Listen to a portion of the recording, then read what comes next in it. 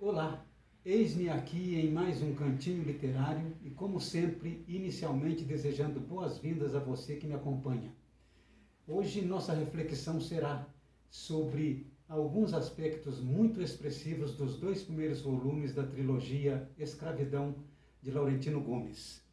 Eu quero inicialmente retomar o conceito de crítica que nós já vimos no nosso primeiro encontro, no nosso primeiro vídeo, mas é sempre oportuno retomar, porque dessa vez o nosso conceito de crítica será mais objetivo no que diz respeito a esses dois volumes.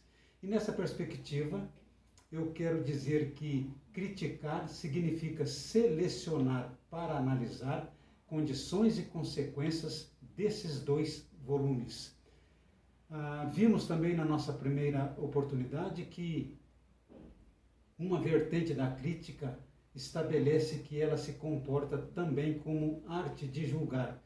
E nessa perspectiva, a crítica pressupõe a posse e o acesso a um repertório teórico inerente ao livro que se encontra sob análise crítica.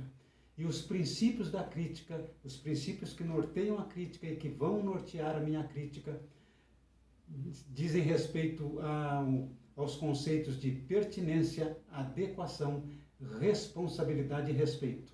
Respeito pela crítica, respeito pelo artefato literário que será criticado, respeito pelo seu autor e respeito por você que me acompanha. Para iniciar a minha crítica sobre esses dois volumes, eu recorro a dois pensadores contemporâneos, um deles, o antropólogo francês Marc Augé, que se encontra com 86 anos, e o sociólogo polonês Zygmunt Bauman, que faleceu em 2017 aos 91 anos. Tanto Marc Augé quanto Bauman têm em comum os estudos que eles estabelecem sobre os últimos 50 anos, sobre esta era formada pelos últimos 50 anos, e, na verdade, os estudos incidem sobre a sociedade que esta era engendrou nos últimos 50 anos, a sociedade que aí está, que eu e você fazemos parte dela. Nós todos conhecemos esta era, vamos assim dizer, como pós-modernidade.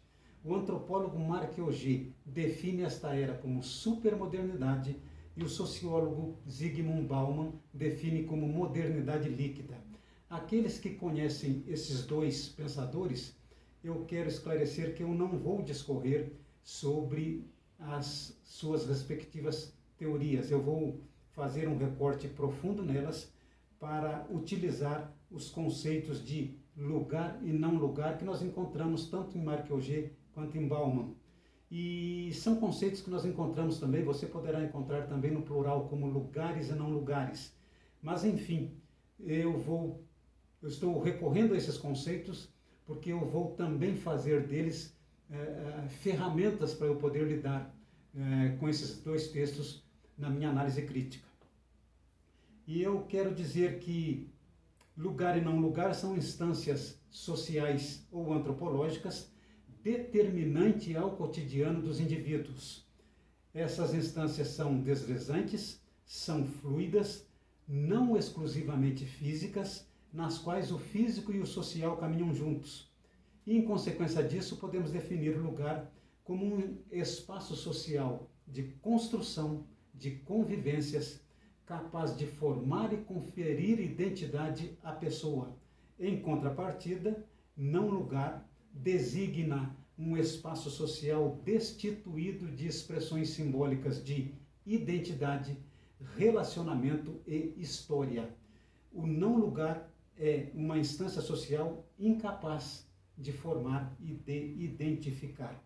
Por que eu estou lançando mão? Por que eu estou recorrendo aos conceitos desses dois pensadores? Primeiro, porque quando eu olho para o mundo, e especialmente quando eu olho para o Brasil, eu vejo com muita nitidez esse conceito de lugar e não lugar. Eu vejo pessoas ocupando lugares e pessoas ocupando não lugares. Mas estou recorrendo também porque eu entendo que todo aquele que se propõe a observar a escravidão e a escrever sobre ela deve fazê-lo de um lugar múltiplo.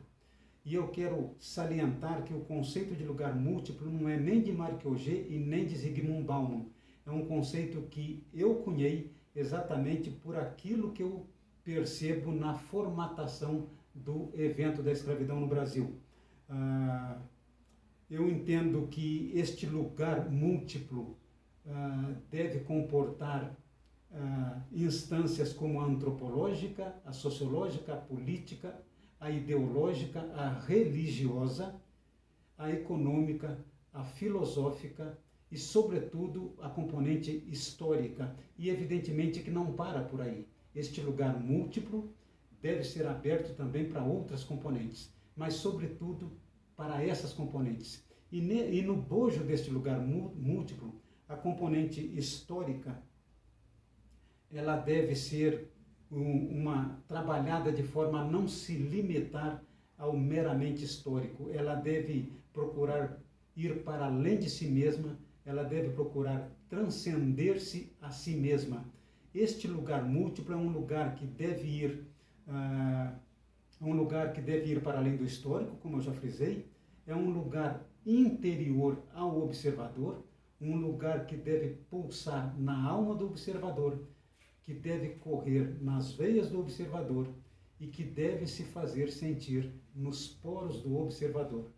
Porque só com este compromisso e com o compromisso de trabalhar a componente histórica de forma que ela vá para além de si mesma, este observador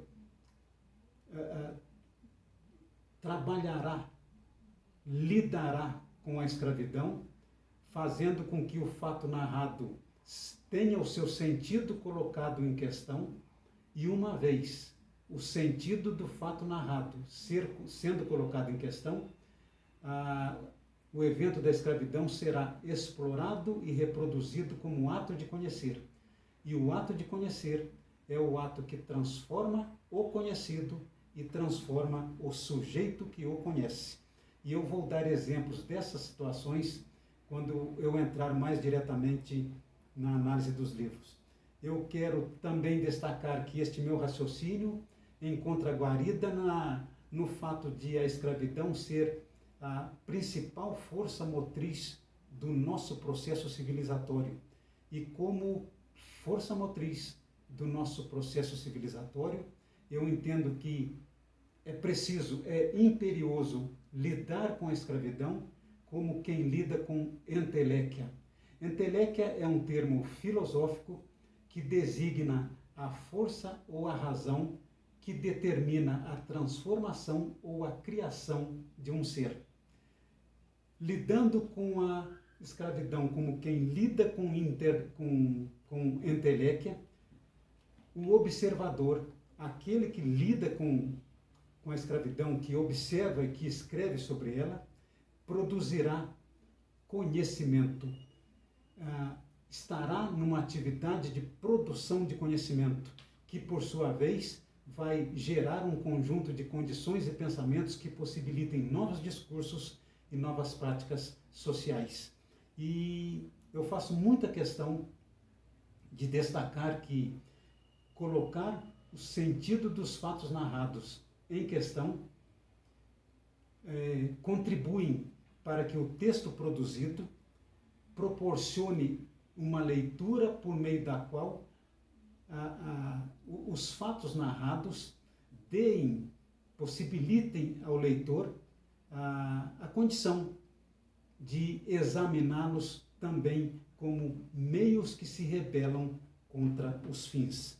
E os textos, não apenas esses dois que eu vou analisar, mas os textos que tratam da escravidão, fazem isso, praticamente não fazem isso. E esses dois volumes da trilogia, embora de maneira acanhada, em um ou outro momento a gente encontra essa postura que eu considero inclusive exemplar. Dessa forma eu entro direto já na trilogia, destacando que tratam-se de dois volumes. Os dois volumes em linguagem não literária, o que significa que são linguagem denotativa, objetiva e informativa. Isto significa dizer que aquilo que o texto diz para um leitor é exatamente o mesmo que ele diz para os demais leitores. É importante destacar que esses 2 volumes não são compartimentos estanques, juntos eles totalizam quase 1000 páginas, e não são compartimentos estanques, sobretudo porque há um fio condutor que os perpassa. Quero combinar com você que sempre que eu me referir a texto, obra ou livro, eu estarei de fato fazendo uma referência a esses 2 volumes. Convém destacar também que todo texto literário possui organicidade. Embora escrito por alguém, o texto tem organicidade, o texto existe, ele tem vida própria, o texto é. Isto significa que a minha análise será sobre condições e consequências do texto, da linguagem da escrita, e não sobre o autor. Nas oportunidades em que eu tiver que fazer referências ao autor, eu vou deixar isto muito bem claro. Destaco também que são 2 textos de muita qualidade. Eu acho que todo brasileiro deve ler esses 2 livros, mas apesar disso, eles apresentam muitos senões. No geral, os textos não acompanham a envergadura da pesquisa, nem o teor das suas introduções, que eu ainda vou falar daqui a pouco. Os textos trazem colocações que pedem reflexões sobre colocações que clamam por questionamentos, colocações que são controversas, improdutivas, algumas discutíveis, outras pouco convincentes, algumas inaceitáveis até, e outras contraditórias exatamente por aquilo que o texto anuncia e prenuncia nas suas introduções. O que vai balizar a minha postura crítica é exatamente isto: a envergadura da pesquisa e o teor das introduções que sinalizam para uma nova ordem de abordagem, embora isso não aconteça. Essa pesquisa ocorreu ao longo de 6 anos, compreendeu viagens por 3 continentes. O pesquisador viajou pelo Brasil, visitou quilombos e leu 200 livros. E é evidente que este conjunto de material cria uma determinada expectativa em relação a esse tema. Eu vou, tomando por base esses 2 aspectos, eu vou abordar 5 situações presentes ao longo desses 2 volumes. Elas não são pontuais, elas estão presentes ao longo do livro, desses 2 volumes, embora eu tenha outras situações também, mas para eu não me estender muito, eu vou ficar com algumas colocações que eu entendo que são equivocadas, com colocações que eu entendo que reverberam estereótipos na mesma linha de Casagrande Senzala e de Gilberto Freire. Quero destacar também aspectos desse livro que são exemplares no que diz respeito à abordagem sobre a escravidão. São raras, mas elas estão presentes. Quero também tratar de uma exaltação indevida à Igreja Católica. E, por último, uma contradição muito importante que eu presenciei neste livro. Dessa forma, eu passo para a análise crítica de fato a partir do primeiro volume. Eu quero destacar também, para você que me acompanha, que são 2 volumes, o primeiro e o segundo volumes, e eu não vou estabelecer uma linearidade explícita. Eu vou trabalhar em cima desses 5 tópicos que, de certa forma, perpassam o texto. E como eles aparecem tanto no primeiro quanto no segundo volume, eu vou, de certa forma, fazer este ping-pong. Mas, começando pelo volume 1, eu quero penetrar um pouquinho na obra, chegar até a página 38 da introdução e começar a minha análise crítica, trazendo para reflexão um ditado africano que o texto traz. E esse ditado diz o seguinte, abre aspas: até o leão aprender a escrever, a história exaltará a versão do caçador, fecha aspas, e as aspas são por minha conta. Mas, enfim, eu conheço muitos ditados africanos e todos eles são muito impregnados de sabedoria. Na verdade, a sabedoria que impregna os ditados populares não são exclusivas dos ditos populares africanos. Ditado popular normalmente ele é impregnado de sabedoria. Eu não vejo sabedoria nesse ditado. Nesse ditado eu vejo uma meia-verdade. Porque se é verdade que a história exalta a versão do caçador, ela não faz isto pelo fato do leão não saber escrever. Porque em se tratando de escravidão no Brasil, o leão sempre soube ler, sempre soube escrever. O que tradicionalmente lhe faltou foi espaço para ele proferir a sua fala, para ele dar a sua versão de uma história da qual ele é um dos protagonistas. Portanto, eu acho que esse ditado é um pouco equivocado por aquilo que o texto propõe, pelo menos nas suas introduções, porque o caçador, a versão do caçador sempre foi exaltada simplesmente porque quem sempre contou a história foi o caçador. E esta é a razão dele ter a sua versão sempre exaltada, e não pelo fato do leão não saber ler ou escrever, porque o leão sempre soube escrever, ele sempre teve domínio sobre a sua história. Dito isto, eu venho para o início do primeiro volume, para a primeira página, na verdade, para a página que dá início ao primeiro volume, para falar da epígrafe do texto que diz que, abre aspas, o Brasil tem um corpo na América e a alma na África. O Brasil tem um corpo na América e a alma na África, fecha aspas. Bem, antes de falar dessa epígrafe, porque ela é uma epígrafe atribuída a Padre Antônio Vieira, eu quero dizer que a epígrafe é uma oração, uma frase ou mesmo uma palavra, que vem no início do livro para dar o tom do livro. Podendo vir também no início do capítulo para dar o tom do capítulo, mas no caso vem no início do livro para dar o tom do livro. E antes de falar dessa epígrafe propriamente dita, eu quero fazer 3 considerações sobre Padre Antônio Vieira. Eu acho que falar sobre Padre Antônio Vieira implica em 3 considerações. A primeira delas é que ele é um intelectual de primeira ordem. Padre Antônio Vieira é um intelectual brilhante. Se nós fizermos uma pesquisa para definirmos as 10 mentes mais brilhantes já forjadas no Brasil, nesses 521 anos de Brasil, desde o descobrimento, seguramente Padre Antônio Vieira constará dessa lista dos intelectuais mais brilhantes. A segunda consideração que eu quero fazer sobre Padre Antônio Vieira é que ele é barroco por excelência. Ninguém é tão barroco quanto Padre Vieira. E a terceira consideração que eu quero fazer sobre Padre Antônio Vieira é que ele é pró-escravidão, ele é racista, ele é escravocrata, ele é militante pró-igreja e militante pró-escravidão. E ele usa todo o seu brilhantismo intelectual em favor da manutenção da escravidão, ele usa todo o seu brilhantismo intelectual pró-igreja e ele usa todo a sua expertise intelectual para se posicionar contra a África, contra tudo que diz respeito à África e sobre a gente que veio da África para ser escravizada no Brasil. Padre Antônio Vieira chega a dizer numa determinada oportunidade para pessoas que vieram da África e que estavam escravizadas, ele chega a dizer a elas que a escravidão era um desígnio de Deus.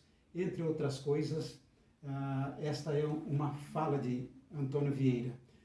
E raciocinando com o Padre Antônio Vieira, barroco por excelência, é preciso dizer que ele é um grande conceptista. O conceptismo é uma técnica barroca de discorrer sobre uma determinada ideia de uma forma longa, de uma forma prolongada, para manter ou para produzir dúvida, contradições e incertezas, que são 3 das principais características do século XVII, do século barroco, do homem barroco do século XVII. Padre Antônio Vieira é especialista no conceptismo e é preciso que se diga também que esta fala de Padre Antônio Vieira consta de uma carta que ele escreveu para um comendador que fazia parte do governo português, o comendador Roque Monteiro Paim, para quem ele escreve ao longo do século XVII para prestar informações a respeito do andamento, sobretudo da escravidão no Brasil. No que diz respeito ao Barroco, e agora já falando desta frase, esta frase, solta como ela aparece, ela é a reprodução dessa dúvida, dessa incerteza e dessa contradição que caracterizou ou que caracterizaram o século XVII. O padre Antônio Vieira, no fragmento, ele é um perigo, porque é possível dizer que ele diz no fragmento aquilo que ele não disse, ou que ele não disse num contexto mais amplo. E eu quero também deixar muito bem claro que quem quiser conhecer Padre Antônio Vieira no que diz respeito a toda a sua entrega intelectual, no sentido de conferir à Igreja condições para toda a ação deletéria da Igreja para as pessoas que vieram da África, quem quiser conferir isto e constatar isto deve ler o sermão da 14ª, o sermão da 20ª e o sermão da 27ª.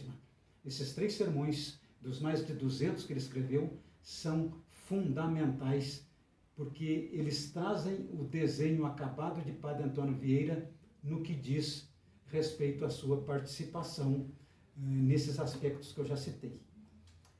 Saindo da primeira página, né, da epígrafe, e ainda no volume 1, passando para a página 335, no capítulo denominado A Cruz e o Chicote,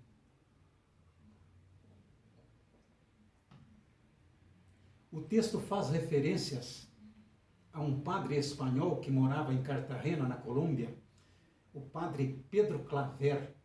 Neste capítulo, A Cruz e o Chicote, o texto já começa a fazer, já começa a investir numa exaltação à Igreja, porque ele trata deste padre Pedro Claver como um dos muitos elementos da Igreja que foram canonizados, como se a Igreja tivesse feito alguma benfeitoria, fosse responsável por alguma benfeitoria por aquela gente que veio da África para passar pela situação que todos nós sabemos que eles passaram no Brasil.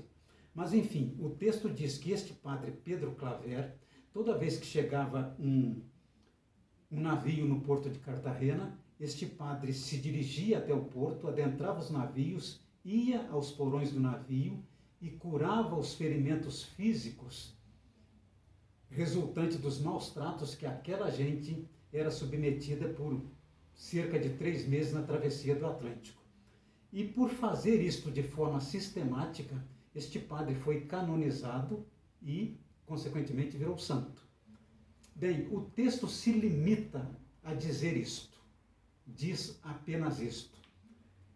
E eu disse momentos atrás que a escravidão precisa ser explorada como ato de conhecer, que os fatos narrados pela escravidão devem ter os seus sentidos colocados em questão, até para que o leitor possa verificar que os meios estão se rebelando contra os fins.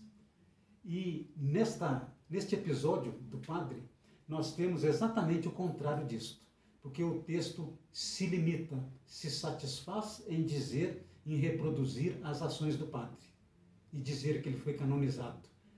E o texto não percebe que também é fato histórico, que é fato histórico, é realidade histórica, a omissão deste padre em fazer com que a sua comoção não fosse apenas em direção ao porto, mas fosse também acompanhada de indignação, fosse também para os bastidores da igreja, para relatar para os bastidores da igreja o que estava acontecendo. Isto também é fato histórico, embora omissão. Também é realidade histórica e também é fato histórico, e que o texto não diz, que adentrando os porões dos navios, Este padre talvez tenha curado ferimentos físicos, mas não curou ferimentos, não curou feridas abertas nas almas daquela gente que veio da África. Mesmo porque nem este padre e ninguém curaria as feridas daquela gente, feridas que, por sinal, continuam abertas ainda hoje nas almas dos descendentes daquelas pessoas.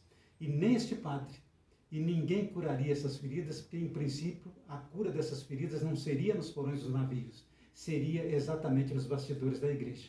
Se houvesse verdadeiramente interesse em curar, em promover uma cura, a cura da alma, esta cura não seria feita lá, seria feita nos bastidores da igreja, pela responsabilidade que a igreja teve nesse processo escravocrata. Portanto, esse episódio retrata esta limitação, esse reducionismo de uma abordagem histórica que deveria ser muito mais ampla. Quero também,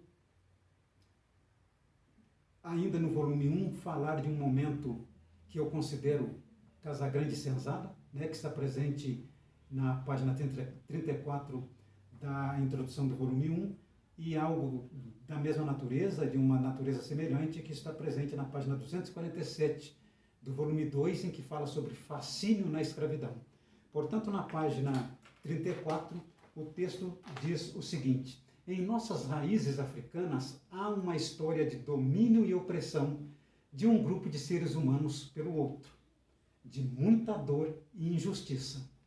Mas há também beleza e encantamento. São da África a capacidade de resistência e adaptação, a resiliência, a criatividade, o vigor, o sorriso fácil, a hospitalidade, a alegria, a música, a dança, a culinária, as crenças religiosas e outros aspectos que transformam o Brasil em uma sociedade plural e multifacetada, marcada por cores e ritmos que hoje nos diferenciam no mundo. E na página 247 o texto diz: assim sendo, sua história funciona como uma janela através da qual é possível observar hoje novos e fascinantes aspectos da complexa história da escravidão no Brasil. Inicialmente, eu quero destacar que a escravidão não tem absolutamente nada de fascinante e muito menos de complexo. A escravidão é muito simples de entender e de se falar sobre ela. Não há nenhuma complexidade na escravidão e muito menos nela há fascínio. E em relação a esse texto mais longo que eu li, que destaca aspectos da África e das pessoas que de lá vieram, eu vejo isto como a reverberação daquele romantismo piegas, largamente encontrado em Casagrande Senzala, de Gilberto Freire. Eu acho lamentável que uma civilização composta por 54 países, 48 no continente e 6 ilhas, uma civilização que vem de 10 mil anos antes de Cristo, seja reduzida a sorriso fácil, a culinária, a música, a dança, embora esses elementos verdadeiramente façam parte dessa civilização, sim. E não é sobre eles que não é deles que eu discordo do reducionismo que se tenta fazer dessa civilização, de uma civilização tão rica, reduzida a este romantismo piegas que realmente não tem razão de ser. Eu acho que aqui o texto reverbera aquilo que Casagrande Senzala faz largamente e que nada acrescenta à história da África e ao povo africano. Passando para o volume 2, eu quero, apesar de passar para o volume 2, eu começo com uma abordagem do volume 1, na página 73, porque eu quero, no volume 2, destacar colocações do texto que eu entendo que são exemplares. São muito bem feitas, são exemplares no que diz respeito a este questionamento que eu entendo que deve ser feito dos sentidos dos fatos narrados, a esta possibilidade de estar diante de um texto em que a gente percebe que os meios se rebelam contra os fins. Portanto, tem essas passagens no texto e eu faço questão de citá-las. Na página 73 do volume 1, o texto faz isto quando estabelece uma grande abordagem sobre o papel dos bandeirantes naquilo que resultou na pujança do Estado de São Paulo e na pujança do Brasil como um todo. Mas o texto faz questão de mostrar que a trajetória dos bandeirantes é uma moeda de dupla face. E ele aborda com propriedade e de uma forma bastante extensa os dois lados dessa moeda e mostra um conjunto de atrocidades cometidos pelos bandeirantes. Eu nunca li até então um livro que fizesse esta abordagem sobre esta realidade dos bandeirantes. E eu reputo isto como exemplar. E também num capítulo do volume 2, denominado A Liberdade é Branca, um capítulo muito bem escrito, um capítulo que traz para o debate, que traz para a reflexão, que traz para questionamento figuras como Thomas Jefferson, George Washington, iluministas como Kant, Voltaire, Montesquieu, traz pensadores como Isaac Newton, fala de Tiradentes como alguém que estava naquela luta por liberdade, mas que era um escravocrata, que, como tantos outros envolvidos com a Conjuração Mineira, tinham esse compromisso com a escravidão, né? E Tiradentes e tantos outros.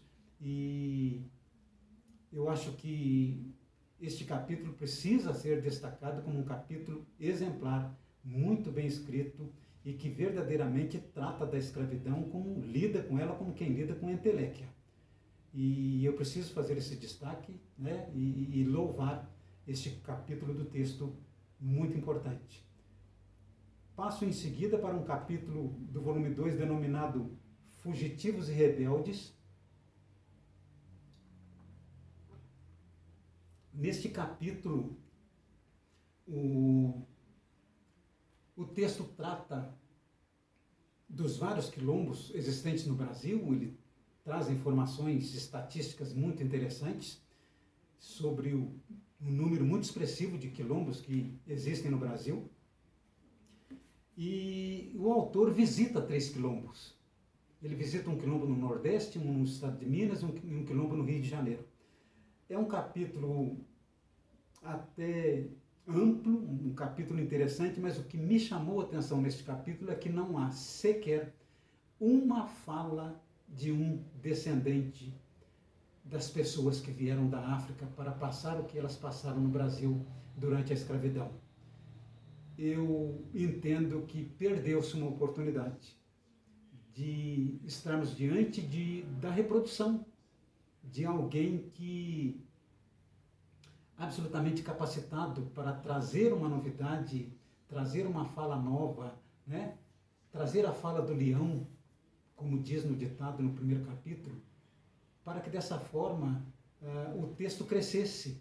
E eu entendo que ao abdicar dessa possibilidade, o texto se caracteriza como um menosprezo à tradição oral. E eu considero uma perda lamentável.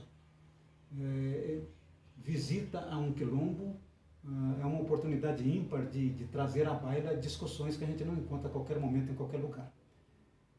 Passo em seguida para uma exaltação indevida à igreja, para um enaltecimento que o texto faz do início ao fim, neste segundo volume, no primeiro volume também, e que eu considero indevida, né? Exatamente pelo papel que a igreja desempenha no processo escravocrata no Brasil. Quero inicialmente destacar 3 padres, o padre Antônio Vieira, o padre Jorge Benci e o padre André João Antonil. Esses 3 padres formam o triunvirato intelectual que articulou toda a estratégia intelectual para a manutenção da escravidão no Brasil, para depreciar tudo e todos que vinham da África. Padre Antônio Vieira, como já disse, é uma das 10 mentes mais brilhantes. O padre Jorge Benci é autor de um livro chamado Economia Cristã no Governo dos Escravos, que é um livro que ele estabelece que as pessoas que viviam sob o jugo da escravidão deveriam sofrer maus tratos. E ele, inclusive, dá dicas de maus tratos que devem ser aplicados àquelas pessoas, sob a alegação de que, dessa forma, sendo maltratadas, elas produziriam mais e mais. E o padre João Antônio é um racista por excelência. E devo destacar que esses 2 volumes recorrem muito às obras desses 3 padres para sustentar determinadas colocações. No capítulo A Cruz e o Chicote, no volume 1, sobre o padre Claver, que eu já falei, lá há também uma forma de fazer parecer que integrantes da igreja eram canonizados por aquilo que eles faziam de bom para as pessoas escravizadas.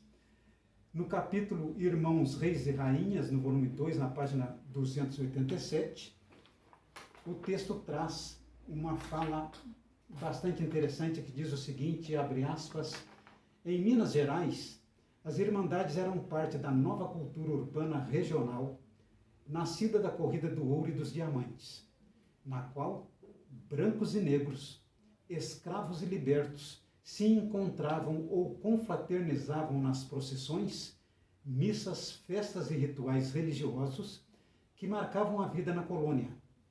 A igreja era, portanto, o espaço em que os opostos, o escravizador e o escravizado, o opressor e o oprimido, o dono e a propriedade se encontravam e conviviam. Nesse trecho fica patente a tentativa do texto de entregar ao leitor uma igreja produtora de um 7º céu para aquela gente que veio da África passar por aquilo que passou. Fica patente a tentativa do texto de entregar ao leitor uma igreja responsável por um espaço de convivência, por um espaço de harmonia, por um espaço de respeito humano, mas o próprio texto cai em contradição quando ele cita esses opostos, porque onde estão juntos opostos, né?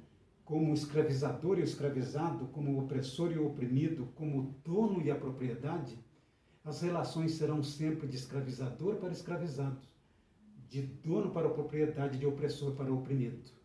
É inclusive uma contradição isto que o texto traz na tentativa de mostrar que a igreja produziu um 7º céu, quando na verdade a igreja é responsável pela produção de um não lugar excruciante em que esta gente que veio da África viveu por quase 400 anos. A igreja é, de fato, a responsável pela criação de um não lugar excruciante em que essa gente que veio da África viveu por quase 400 anos e que muitos de seus descendentes vivem neste não lugar ainda hoje. A igreja não é responsável pela produção de um 7º céu. Ela é responsável por esse não lugar, que ainda hoje pessoas que sequer são descendentes desses escravos vivem nesse país, porque a igreja chancelou lá na colônia um modus operandi que vigora ainda hoje. Portanto, há uma tentativa frustrada na minha avaliação de atribuir à igreja a criação de um lugar de dignidade que ela não produziu, né?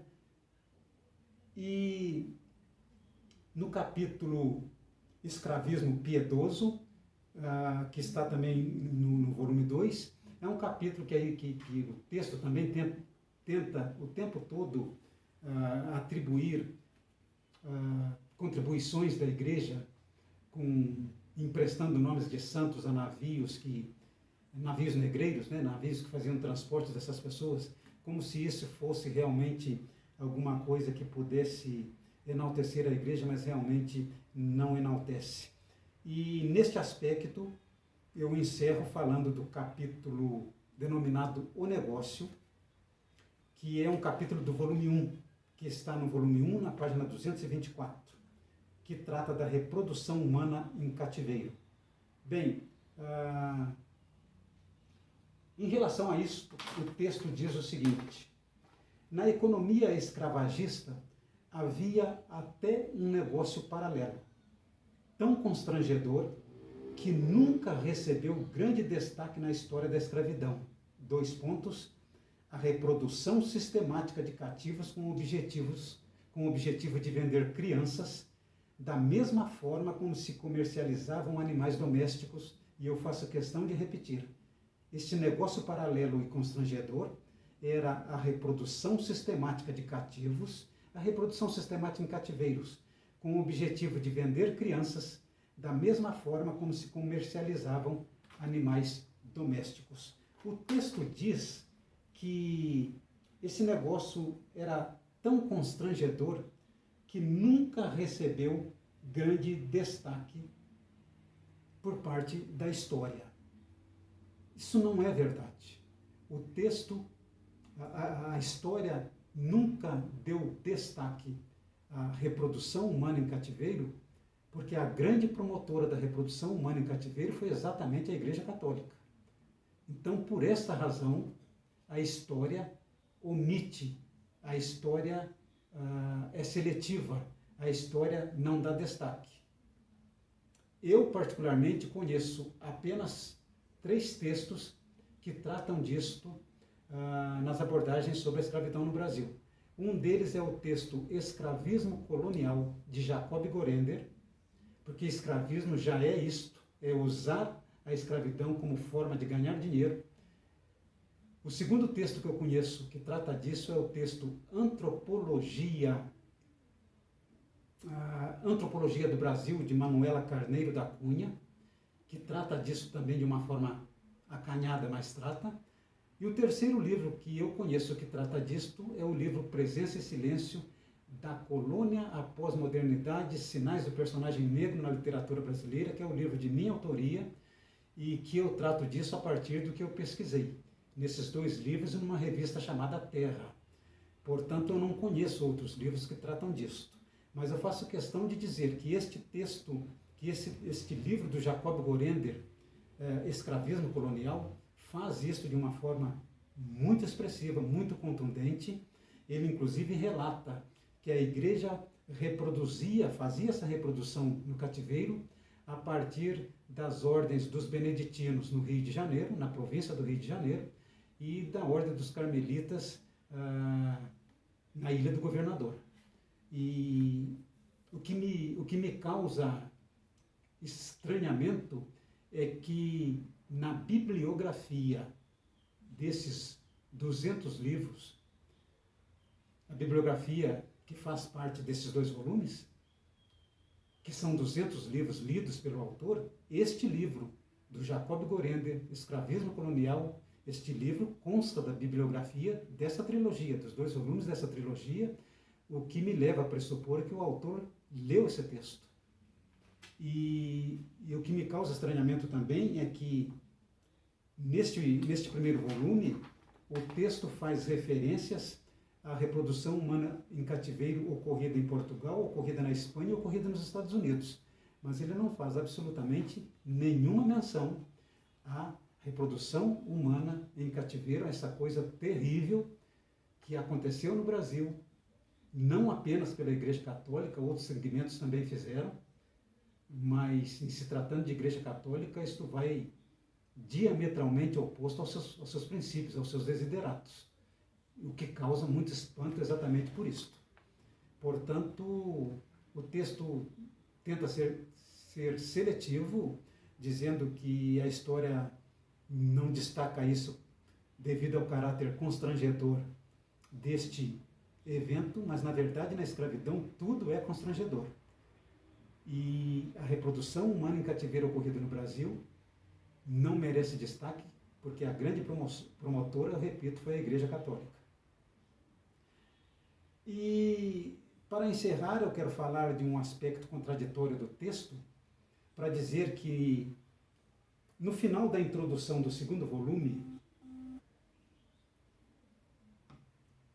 o autor, e agora eu estou falando exclusivamente do autor, o autor estabelece que ele vai ter cuidados linguísticos e semânticos e que ele terá esses cuidados para não utilizar palavras que sejam depreciativas e ofensivas à memória daqueles que vieram da África nas condições marcadas pela escravidão e também dos seus descendentes, que são muitos, né? E ele usa, inclusive, a palavra denegrir, o verbo denegrir, como referência de uma palavra desabonadora. Mas eu repito, ele diz que vai tomar cuidados semânticos e cuidados linguísticos, mas apesar desta fala do autor, o termo plantel aparece 13 vezes neste segundo volume. 13 vezes ao longo deste segundo volume. Para quem talvez não saiba, o termo plantel designa animais de carga e de reprodução. E este termo era muito utilizado no Brasil colônia, neste momento em que a escravidão lamentavelmente pairou sobre o país. O termo plantel ele não é ressignificado nessas 13 vezes em que ele aparece. É um termo extremamente escravocrático, e agora eu já não estou mais falando do autor, eu estou falando do termo, estou falando da expressão. É um termo extremamente escravocrático, é um termo triste, lamentável, mas é um termo explicativo e sintomático, porque por ele a gente entende e tem a exata percepção das razões pelas quais muita coisa acontece ainda hoje no Brasil. É um termo dotado de grande carga negativa que depõe, inclusive, contra o próprio texto ao qual ele pontua por 13 vezes. Eu quero também destacar que até meados dos anos 80, 90, este termo plantel era muito utilizado pelos cronistas esportivos para classificar o grupo de jogadores dos times de futebol. Eles costumavam dizer o plantel de um determinado time, até que certamente apareceu um jornalista lúcido e fez os outros entenderem que esse termo não se adequava também a esse tipo de atividade. E, a partir de então, a crônica esportiva usa o termo elenco para se referir aos jogadores de um time de futebol. Mas acho contraditório, né, que este termo plantel, que não foi ressignificado, ele é usado de forma deliberada, ele não vem para reproduzir uma fala daquele momento, e ele pontua o texto por 13 vezes. Eu acho isto absolutamente contraditório. E para concluir a minha fala, eu quero dizer que, guardadas as devidas proporções, e dependendo da ótica pela qual se olha e vê o Brasil, podemos afirmar que, por razões muito peculiares, o Brasil é, para muitos, um não lugar. Muitas são as questões mal conduzidas que fazem do Brasil esse não lugar. Um exemplo disso é o caráter equivocado, às vezes precário e não raro excêntrico, de algumas abordagens sobre a escravidão. Este acontecimento é a principal força motriz do nosso processo civilizatório, o que faz da escravidão matéria de natureza múltipla e cognoscível, que tem de ter todo o seu arcabouço teórico e prático explorado como enteléquia, explorado como ato de conhecer.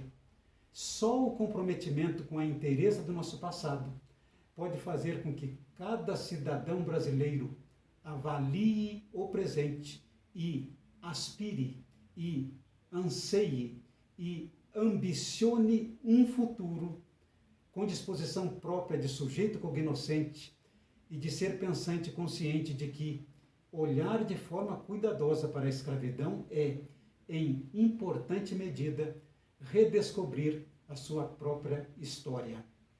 Aguardemos o volume 3 da trilogia. Mais uma vez, foi muito salutar contar com a sua presença. Obrigado e nos veremos numa próxima oportunidade. Um abraço.